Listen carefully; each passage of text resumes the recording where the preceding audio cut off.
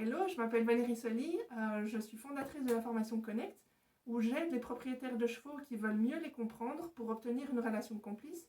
Et aujourd'hui, dans cette vidéo, je vais partager une clé sur comment améliorer la connexion de son cheval lors des séances d'entraînement à pied. Donc c'est vraiment une question qui revient assez régulièrement quand j'interagis avec ma communauté. Et j'avais envie de faire une vidéo pour partager une première clé pour améliorer la connexion avec son cheval. Donc je ne sais pas vous, mais il y a beaucoup de personnes qui démarrent la séance à pied avec la longe et directement peut-être l'enraînement. Et en fait, on prépare le cheval au box, on lui installe tout l'attirail. Arrivé en piste, un tour au pas, un tour à gauche, un tour à droite, et hop, l'enraînement, on commence la séance et c'est parti. Et parfois même, l'enraînement est déjà placé au box pour faire baisser la tête au cheval, et c'est plus facile à mettre en place quand on est au box, quand on est en train de tout installer, plutôt que lui faire dégourdir un petit peu les jambes dans la piste et lui mettre l'enraînement à ce moment-là. Et en fait, en théorie, on nous apprend que une séance de longe, c'est de 30 minutes. C'est vraiment la durée en général qu'on prend. Les exercices doivent être pareils à gauche et à droite pour muscler les deux côtés pareil. Il faut un petit peu d'échauffement et puis on peut y aller. On enseigne qu'on doit lui faire baisser la tête, qu'il doit être incurvé sur le cercle, qu'il doit se muscler, qu'il doit engager les postérieurs. Ce qui est tout ça, c'est important, mais on parle que de la mécanique du cheval. Okay, donc la théorie, ça va, mais en pratique, quand on n'a que la mécanique, c'est un peu compliqué, quoi.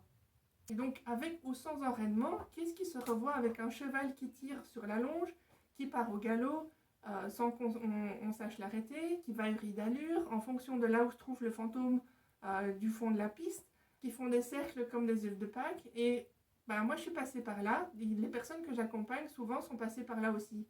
Donc, si on est passé par là, on sait que c'est pas drôle. Si en plus notre cheval prend de l'assurance dans ses démarrages, il nous entraîne derrière lui. On fait drapeau dans la carrière, on roule du ski nautique.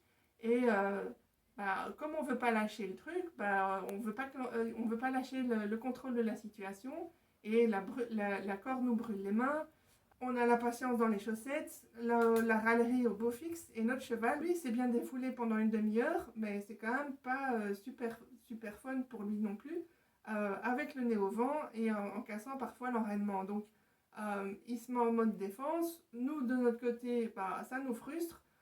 On a la colère, on ne sait pas comment faire pour gérer le truc.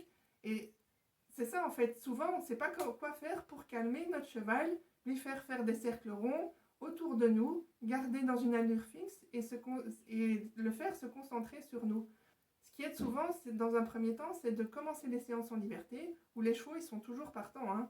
Ça nous permet de voir, nous, notre cheval, comment il se sent et y aller vraiment progressivement dans la séance. Et notre cheval, ça lui permet d'avoir un meilleur état d'esprit, que ce soit émotionnel ou mental pour la séance.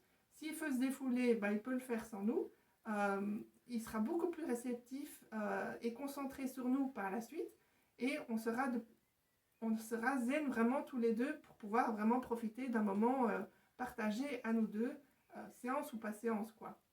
Donc souvent, quand on parle de détente, on se base juste sur le côté musculaire sans prendre en compte les autres états et voir où en est notre cheval dans ses émotions, dans ses envies. Et tout ça, on pourra l'analyser quand il est en liberté, en fait. Une fois qu'on comprend les états de notre cheval, on pourra y aller directement en longe, progressivement, et au fur et à mesure, la connexion et la relation s'intensifiera. Donc évidemment, si vous voulez en savoir plus, vous pouvez toujours venir consulter mon site internet où le lien est juste en dessous de la vidéo et me suivre sur les réseaux où je partage encore plus de clés qui vous donnent de l'autonomie sur une meilleure communication avec votre cheval pour avoir un cheval partenaire et éviter tout ce que je vous ai raconté comme situation. Donc aujourd'hui, je donne un exemple avec la longe, mais ça peut être dans un entraînement monté, ça peut être lors d'une montée en van ou en camion, que ce soit dans du travail à pied ou pendant les soins. Donc si vous vous reconnaissez dans ce partage, écrivez-moi dans les commentaires et ça va me faire plaisir de voir si ça vous parle. Si vous connaissez une personne qui est intéressée par ce domaine et que vous pensez que ça pourrait lui apporter de la valeur, partagez-lui le lien de cette vidéo Et je vous dis à très bientôt en vous souhaitant une bonne journée. Salut!